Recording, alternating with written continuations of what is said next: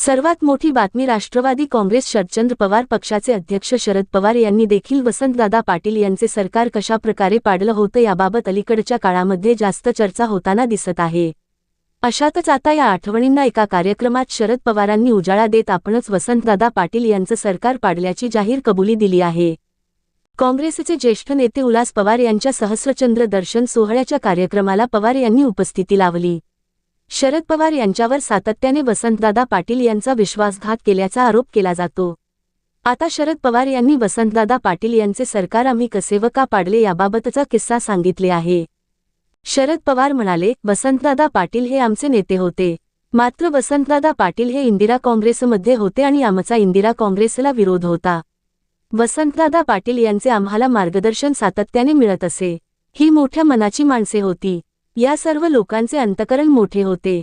यांनी महाराष्ट्रात एक मोठी नेतृत्वाची फळी निर्माण केली होती। त्यामुळे महाराष्ट्र देशात एक चांगले राज्य म्हणून लौकिक मिळवू आणि टिकू शकला आणि महाराष्ट्राचा चेहरा मोहरा बदलला। मला आठवतंय आम्ही काँग्रेसमध्ये होतो, त्यानंतर काँग्रेस दुभंगली, इंदिरा आणि स्वर्णसिंग काँग्रेस वेगवेगळ्या झाल्या। आम्ही स्वर्णसिंग काँग्रेसमध्ये आलो। या काँग्रेसमध्ये यशवंतराव चव्हाण साहेब सुद्धा होते। यानंतर झालेल्या निवडणुकीत कोणीही काँग्रेसला स्पष्ट बहुमत मिळाले नाही। इंदिरा काँग्रेस आणि आम्हाला काही जागा मिळाल्या, यामुळे आम्ही एकत्र आलो आणि वसंतदादा पाटील यांना मुख्यमंत्री केले।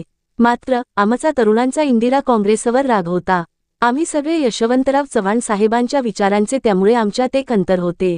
वसंतदादा हे आमचे नेते होते। वसंतदादांनी दोन्ही काँग्रेस एकत्र येण्यासाठी प्रयत्न सुरू केला, याला आमचा विरोध होता। परिणाम असा झाला की आम्ही ठरवले वसंतदादांचे सरकार घालावयाचे। वसंतदादांचे सरकार आम्ही घालवले आणि मी त्यावेळी मुख्यमंत्री झालो। माझ्या हातात राज्याची सत्ता आली, असं शरद पवार म्हणाले।